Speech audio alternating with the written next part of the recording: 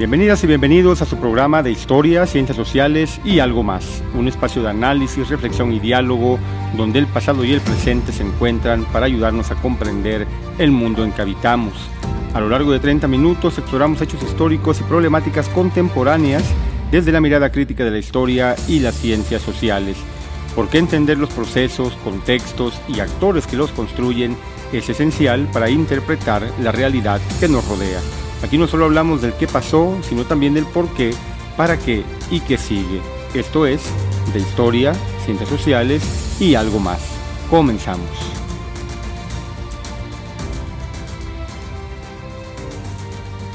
¿En qué momento dejamos de estar seguros de lo que vemos, leemos o escuchamos?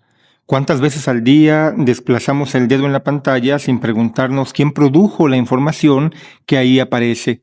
¿Con qué intención lo hizo? ¿Con qué datos? ¿Y desde qué lugar de poder? Vivimos rodeados de información, pero también de incertidumbre, de sospechas y de relatos que parecen verdaderos y luego descubrimos que no lo eran. Y en medio de todo este ruido informativo, una palabra aparece cada vez más y con mucha fuerza. A veces como promesa de progreso y a veces como motivo de inquietud. Me refiero a la inteligencia artificial. Por eso hoy hemos decidido dedicar este episodio que hemos titulado Inteligencia Artificial y Desinformación, ¿quién produce hoy la verdad?, a pensar un problema que atraviesa la vida cotidiana, la política, la cultura y la manera en que entendemos el mundo. No se trata de un debate técnico reservado a especialistas en computación ni de una moda pasajera. La relación entre inteligencia artificial y desinformación es un fenómeno profundamente social, histórico y político. Tiene que ver con el poder, por supuesto, con quién controla la información, con quién define qué es verdadero y qué no, y con cómo se construye el sentido común en nuestras sociedades. Hablar de este tema hoy es especialmente relevante porque estamos viviendo un momento de inflexión. Nunca había sido tan fácil producir textos, imágenes, audios o videos que parecen reales sin siquiera hacerlo. Nunca había sido tan sencillo manipular emociones, reforzar prejuicios o sembrar dudas a gran escala y en muy poco tiempo. La inteligencia artificial permite automatizar estas prácticas y multiplicar su alcance, lo que plantea desafíos enormes para la democracia, la confianza social y la convivencia cotidiana. Pero también queremos decirlo desde el inicio, no partimos de la idea de que todo comenzó con los algoritmos. La información no es nueva. A lo largo de la historia han existido rumores, propaganda, noticias falsas y relatos diseñados para influir en la opinión pública. Lo que cambia hoy es la velocidad, la escala y la dificultad para distinguir entre lo verdadero y lo falso. Por eso creemos que la historia y las ciencias sociales son herramientas fundamentales para entender lo que está pasando y no quedarnos solo en el asombro o el miedo frente a la tecnología. A lo largo de este episodio vamos a intentar mirar este fenómeno con calma y con perspectiva. No para ofrecer respuestas cerradas ni soluciones rápidas, sino para hacernos mejores preguntas. Preguntarnos, por ejemplo, cómo se ha producido la verdad a lo largo del tiempo, quién ha tenido la autoridad para definirla y qué ocurre cuando esa autoridad se fragmenta o se delega a sistemas automatizados como pasa hoy en día. Vamos a hablar de inteligencia artificial, sí, pero también de historia, de sociología, de comunicación, de cultura política y, por supuesto, de ciudadanía. La idea es invitarte a reflexionar, a desconfiar un poco, a detenerte antes de compartir algo, a pensar qué papel jugamos cada uno y cada una de nosotros en este ecosistema informativo. Porque no somos solo víctimas pasivas de la desinformación, también participamos, y muy activamente, muchas veces sin darnos cuenta, en esta circulación. Este es un episodio de Historia, Ciencias Sociales y algo más. Un espacio donde creemos que la historia no es solo pasado, sino una herramienta para comprender el presente y pensar el futuro. Yo soy José Gavino Castillo Flores y te agradezco que nos acompañes.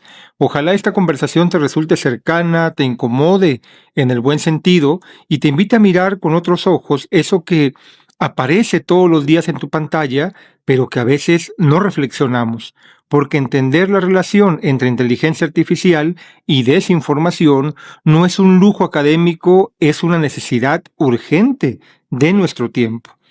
Ya que hemos dado esta pequeña introducción, te invito a que revisemos ahora un poco más esta idea que yo espero te haya dejado un poco inquieto, un poco inquieta.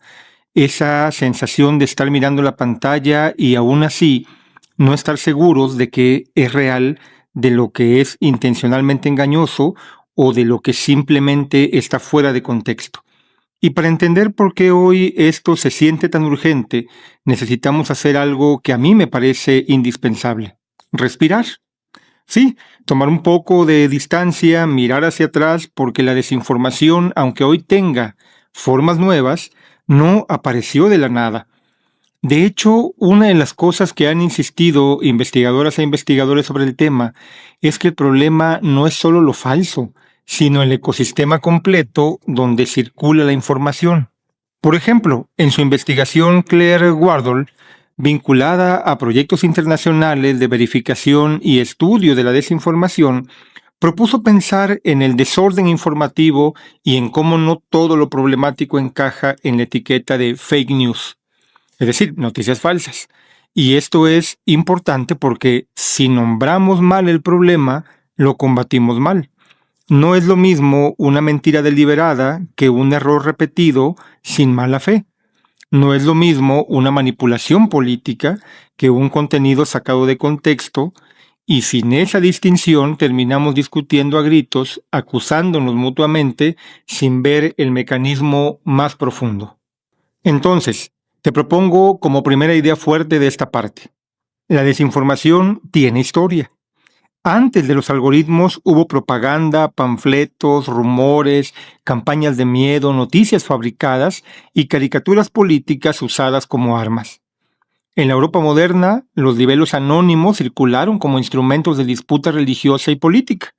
En América Latina del siglo XIX, la prensa fue un campo de batalla tremendo donde se inventaban enemigos, se exageraban amenazas y se construían héroes. En el siglo XX la propaganda se profesionalizó y se volvió una tecnología de Estado, que ese es un punto clave para esto que estamos viendo en este episodio. Es decir, en contextos de guerra, dictaduras y también democracias en tensión, la información y la tecnología, pensando en los medios de comunicación, se volvieron un arma común. Aquí conviene traer una mirada clásica que sigue siendo incómodamente actual. En su obra Propaganda, la información de las actitudes de los hombres, Jacques Ellul planteó algo que todavía nos sirve para pensar el presente. La propaganda no funciona solo por repetir mensajes, sino por insertarse en la vida cotidiana, en los hábitos, en el clima emocional de una sociedad, que es lo que vemos precisamente hoy en día y vale la pena detenernos a analizar. Dicho de manera simple, no se trata únicamente de convencerte con un argumento, se trata de moldear el ambiente en el que ciertos argumentos se vuelven creíbles y otros se vuelven ridículos, pero que además, de una u otra forma, generan actitudes, desconfianza, miedos. Y aquí aparece el corazón de por qué la historia y las ciencias sociales son tan importantes para este episodio. Porque si reducimos todo a una cuestión técnica, caemos en una trampa.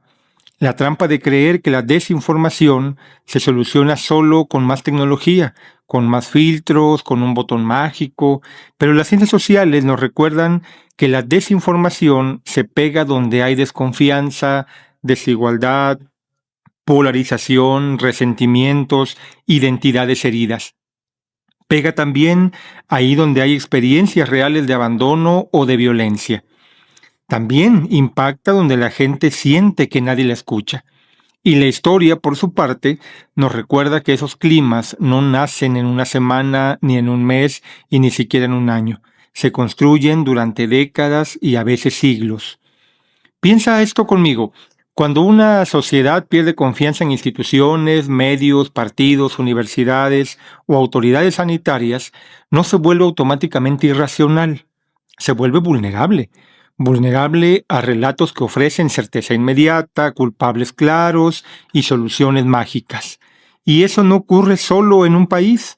Lo hemos visto en distintas regiones del mundo, con lenguajes y causas distintas, pero con patrones que se parecen demasiado. Ahora bien, si damos otro paso hacia adelante, la pregunta clave es quién empuja hoy esos relatos y cómo y por qué se simplifican. En su investigación, Kate Starbird, desde la Universidad de Washington, ha estudiado cómo la desinformación no se difunde únicamente por cuentas falsas o por bots, sino también por participación humana masiva, por comunidades que adoptan narrativas y las vuelven parte de su identidad, que eso es algo que está verdaderamente de miedo. Y esto nos obliga a mirarnos al espejo a todos nosotros, porque aquí nadie está totalmente fuera del problema. Todos en algún momento hemos compartido algo sin verificar. Todos hemos sentido el impulso de reenviar una historia, una noticia, porque nos indignó o porque nos dio miedo. Y si queremos conectar ya, sin salto brusco, con la inteligencia artificial este tema, necesitamos decirlo así. La inteligencia artificial llega a un terreno que ya estaba predispuesto. No inventa la desinformación, pero la acelera, la abarata y la vuelve más convincente. En su obra Cómo perder la guerra de la información, Rusia, noticias falsas y el futuro del conflicto, Nina Jankovic analiza justamente cómo las campañas de desinformación se insertan en disputas políticas reales y cómo los estados y las plataformas reaccionan tarde y sobre todo reaccionan mal. No es solo un asunto de tecnología, es un asunto de poder, de estrategias y por supuesto de intereses. Entonces, si tuviera que resumir el sentido de esta primera parte que hemos estado analizando, yo te diría esto. Antes de hablar de deepfakes, modelos generativos y automatización, necesitamos recordar algo que es esencial. La verdad no es solo un dato, es una construcción social disputada desde hace mucho tiempo atrás. Y por eso la historia y las ciencias sociales no son un adorno en esta conversación, son el mapa, o mejor dicho, la brújula, y sin ella la inteligencia artificial nos deslumbra, nos asusta o nos distrae. Con esa brújula empecemos a ver lo importante. ¿Qué estructuras hacen posible la mentira? ¿Qué climas vuelven creíble lo absurdo? ¿Y por qué hoy la pregunta por la verdad es también una pregunta por quién tiene el poder de narrar el mundo? Y desde aquí sí, ahora sí ya estamos listos para entrar de lleno en el presente inmediato. ¿Qué cambia cuando la desinformación se automatiza? ¿Qué pasa cuando una máquina puede producir contenido persuasivo en segundos? ¿Y cómo se reordena la vida política y pública cuando ya no estamos seguros de si lo que escuchamos o vemos fue dicho o ocurrió realmente? ¿Y cómo se reordena la vida pública cuando ya no estamos seguros de si lo que escuchamos fue dicho por una persona o generado por un sistema? Si en la primera parte vimos hacia atrás para entender de dónde viene la desinformación y por qué no es un fenómeno nuevo, vamos ahora a dar un paso más y colocarnos de lleno en el presente. No de golpe, sino con cuidado, porque lo que cambia con la inteligencia artificial, insisto, no es la existencia de la mentira, sino su forma, su circulación, es decir, su ritmo y su capacidad de mimetizarse con lo real. Hoy la desinformación no necesita necesariamente de un gran aparato estatal ni de una red clandestina perfectamente organizada. Muchas veces basta con un sistema automatizado capaz de producir miles de textos, imágenes y audios en muy poco tiempo. La inteligencia artificial permite escalar prácticas que antes requerían recursos, tiempo y personas especializadas. Y eso altera profundamente el ecosistema informativo. Aquí es útil traer otra vez la mirada a las ciencias sociales. En su investigación, Shoshana Zuboff, al analizar el capitalismo de la vigilancia, ha insistido en que las plataformas digitales no solo distribuyen información, sino que modelan comportamientos, emociones y decisiones. Dicho de manera sencilla, no vemos cualquier cosa, vemos aquello que maximiza atención, interacción y permanencia. Y en ese contexto, los contenidos engañosos, polarizantes y emocionalmente intensos suelen tener ventaja. No porque sean verdaderos, sino porque funcionan mejor dentro de esa lógica. Y yo creo que esto no es difícil de entender cuando vemos cualquier red social. Hoy en día está apabullantemente saturada de este tipo de noticias, frases, imágenes que nos hacen reaccionar. Y eso es lo que está alimentando precisamente estos sistemas. La inteligencia artificial entra justo ahí, donde los sistemas son capaces de generar textos convincentes, imágenes hiperrealistas o audios que imitan voces humanas, se insertan en plataformas diseñadas para amplificar lo que provoca reacciones. Esto no significa que la tecnología tenga una atención propia, sino que opera dentro de una estructura económica y política muy concreta. Y aquí conviene subrayarlo, no hablamos de un futuro lejano, estamos hablando de lo que ocurre todos los días al abrir nuestros teléfonos celulares, nuestros iPads, nuestras tablets, nuestras computadoras, etc. Pensemos, por ejemplo, en los llamados deepfakes, videos o audios generados artificialmente que muestran a personas diciendo o haciendo cosas que nunca ocurrieron. En su investigación, Hani Farid, especialista en análisis forense digital, ha explicado cómo estas tecnologías erosionan algo fundamental, la confianza visual y auditiva. Durante mucho tiempo, ver un video o escuchar una grabación fue considerado una prueba fuerte de realidad. Hoy esa certeza se ha resquebrajado y muchos de nosotros no nos hemos dado cuenta de ello. Y esto tiene consecuencias sociales profundas, porque si todo puede ser falso, también aparece el riesgo contrario, que nada sea creíble. La desinformación no solo engaña, también genera cinismo, desmovilización y apatía. Desde las ciencias sociales sabemos que cuando la gente deja de confiar en cualquier fuente, se vuelve más difícil sostener acuerdos básicos, debates públicos y decisiones colectivas. En distintos contextos del mundo, esto ya se ha manifestado de formas muy concretas. Vamos a pensarlo.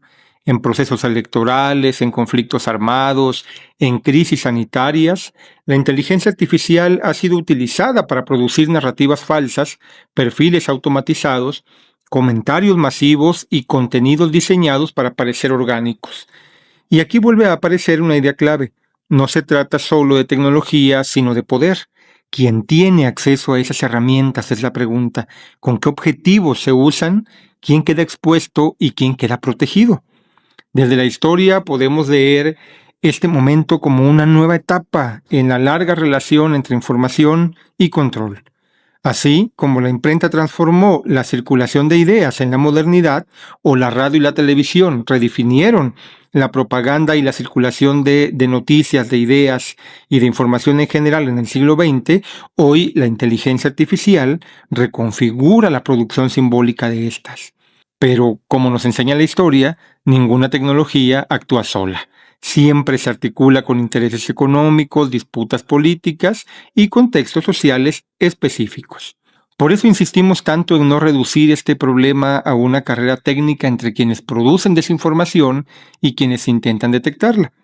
Claro que los mecanismos de verificación son importantes, pero sin una reflexión más amplia sobre la desigualdad, concentración del poder, modelos de negocio y crisis de confianza, cualquier solución se va a quedar corta.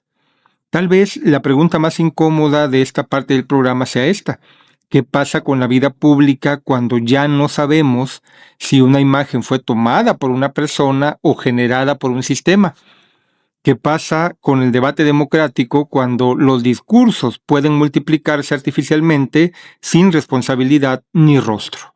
La inteligencia artificial no responde estas preguntas por sí solas. Somos nosotros, como sociedades, quienes tenemos que enfrentarlas. Y aquí es donde la historia y las ciencias sociales otra vez vuelven a ser centrales. Nos permiten ver patrones, reconocer continuidades y evitar también la tentación de pensar que estamos ante algo totalmente inexplicable. Y también no solo inexplicable, sino también incontrolable. Nos ayudan a entender que detrás de cada innovación tecnológica hay decisiones humanas, estructuras de poder y consecuencias sociales que pueden y deben ser discutidas. Desde aquí, la conversación nos lleva a un último punto: pensar qué se puede hacer frente a este escenario. ¿Qué tipo de alfabetización, de regulación, de responsabilidad colectiva es posible? ¿Cómo recuperar espacios de confianza sin caer en la censura ni en la ingenuidad? Ese será el eje de esta última parte del programa, porque entender el problema es solo el primer paso. La pregunta que sigue es cómo convivimos con él sin renunciar a la vida democrática. Llegados a este punto, pues la pregunta ya no es solo qué está pasando, sino qué hacemos con lo que pasa. Porque la desinformación amplificada por inteligencia artificial no es un problema abstracto, es algo que ya está moldeando debates políticos, ambientes sociales, decisiones muy concretas en distintas partes del mundo, etc. Y aquí conviene cambiar un poco el ritmo, movernos con más ejemplos, con escenas que seguramente ya has visto o escuchado, aunque no siempre las hayas pensado juntas. Pensemos, por ejemplo, en el uso de contenidos generados artificialmente durante campañas electorales recientes en distintos países. En algunos casos, videos manipulados circularon pocas horas antes de votaciones clave. En otros, cuentas automatizadas inflaron la popularidad de ciertos discursos políticos hasta hacerlos parecer mayoritarios. No importa si hablamos de elecciones en América Latina, en Europa, en el sur de Asia o en África. El patrón se repite. Narrativas simples, emocionalmente cargadas, diseñadas para provocar enojo, miedo o entusiasmo inmediato. Encuentran en las redes todas estas, pues un terreno ideal para crecer e impactar en los resultados. Aquí resulta útil la mirada de investigadores como Samuel Woolley, quien ha estudiado la propaganda computacional y el uso político de la automatización en distintos contextos nacionales. Su trabajo muestra que no existe un único modelo de manipulación digital.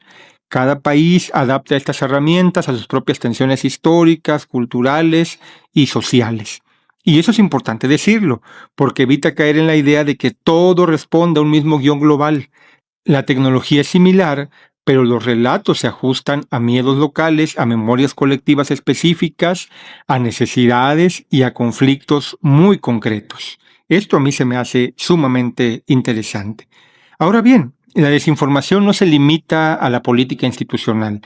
Pensemos en la enorme presencia en redes sociales de ciertas figuras públicas, desde líderes políticos hasta influencers con millones de seguidores.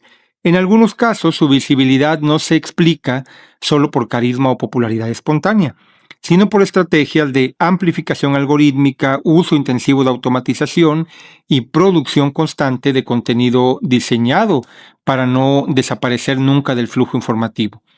La inteligencia artificial permite optimizar mensajes, ajustar tonos, repetir ideas con ligeras variaciones y mantener esa sensación permanente de relevancia. Desde las ciencias sociales, esto se puede leer como una transformación del espacio público. En su investigación, Zeynep Tufekci ha señalado que las plataformas digitales, por ejemplo, facilitan una visibilidad rápida, pero no necesariamente una deliberación profunda. Dicho de forma más sencilla, es más fácil volverse viral que sostener una conversación compleja.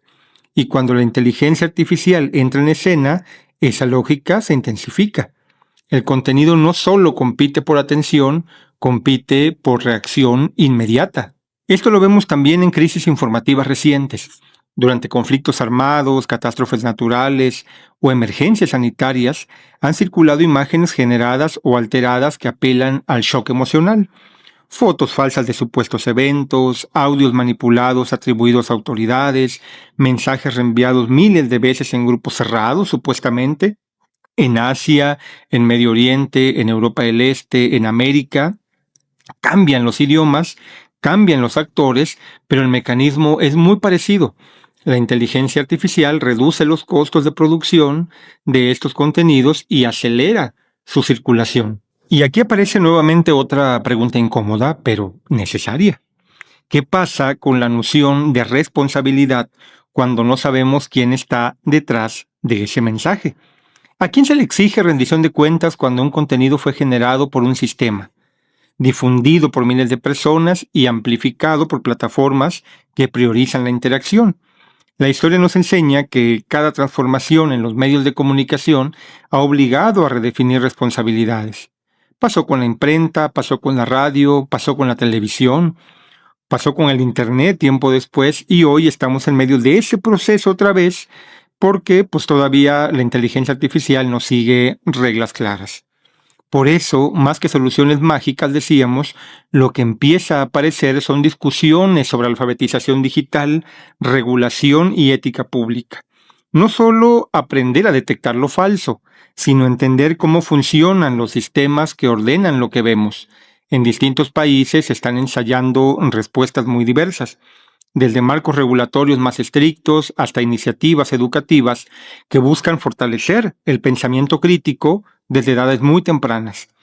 Ninguna es perfecta, todas están en disputa en este momento.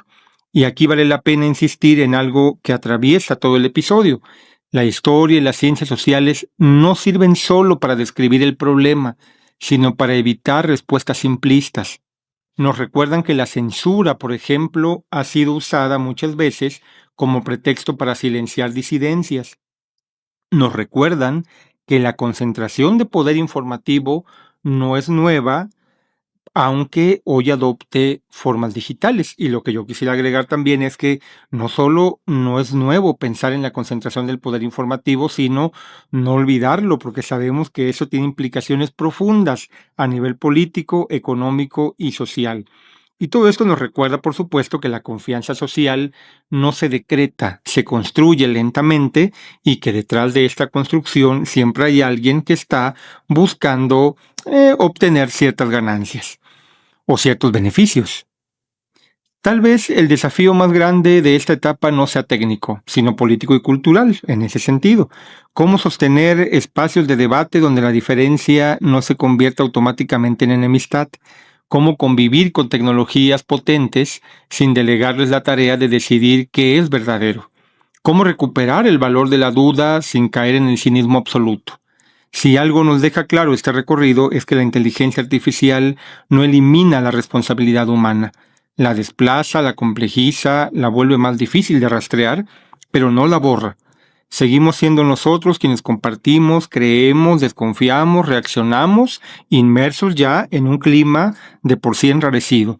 Y es ahí donde la historia y las ciencias sociales vuelven a ofrecer algo fundamental: memoria, contexto y herramientas para no perder de vista que el problema no es solo qué tecnología usamos, sino qué tipo de sociedad estamos construyendo con ella y desde dónde partimos para entender esa tecnología, qué prejuicios cargamos ya, qué carga cultural, qué carga política tenemos que nos hace con ella leer o usar esa tecnología. De aquí la conversación queda abierta, porque no hay cierre definitivo para un fenómeno que seguirá transformándose, particularmente en este año 2026 que estamos iniciando y que los especialistas en tecnología señalan como el año de la expansión más general de la inteligencia artificial.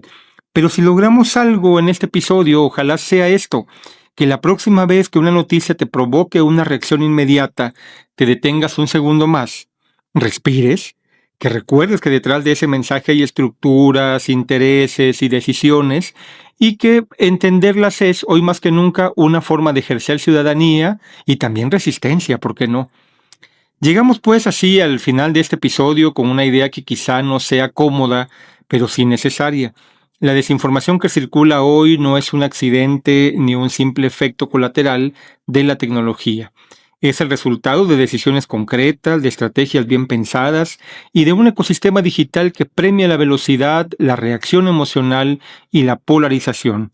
Los bots, las cuentas automatizadas y los sistemas de generación de contenido no buscan solo engañar de manera aislada. Buscan instalar climas, desplazar agendas, sembrar dudas persistentes y, sobre todo, desgastar la posibilidad misma de distinguir entre lo verdadero y lo falso. A lo largo del episodio, pues, hemos visto que este no es un problema técnico en sentido estricto, no se resuelve solo con mejores algoritmos de detección ni con promesas de autorregulación de las plataformas. Lo que está en juego es algo más profundo: la relación entre informar y poder. ¿Quién tiene la capacidad de hacer visible un relato y quién queda silenciado? ¿Quién controla los algoritmos de la conversación pública y quién reacciona siempre a destiempo? También queda claro que la desinformación no busca únicamente que creamos mentiras específicas. En muchos casos lo que busca, decíamos, es erosionar la idea misma de verdad compartida. instalar la sensación de que todo es manipulable, de que nadie dice la verdad, de que no vale la pena informarse. Ese cinismo generalizado es quizá uno de los efectos más peligrosos de este ecosistema y vuelvo a insistir, hasta ahora va ganando la partida a inicios de 2026. Porque cuando la verdad pierde valor, también lo pierde la deliberación, la responsabilidad y la posibilidad de exigir cuentas. Yo soy José Gabino Castillo Flores y esto fue De Historia, Ciencias Sociales y algo más. Gracias por escuchar, por acompañarnos y por tomarte el tiempo de pensar junto con nosotros. Si este episodio te deja preguntas, dudas o inquietudes, entonces cumplió su propósito. Nos escuchamos en un próximo episodio porque la historia también sirve para entender el presente y porque pensar sigue siendo una forma de compromiso. Gracias por escucharnos, gracias por el tiempo que dedicaste a este episodio. Nos escuchamos en la próxima emisión. Hasta pronto.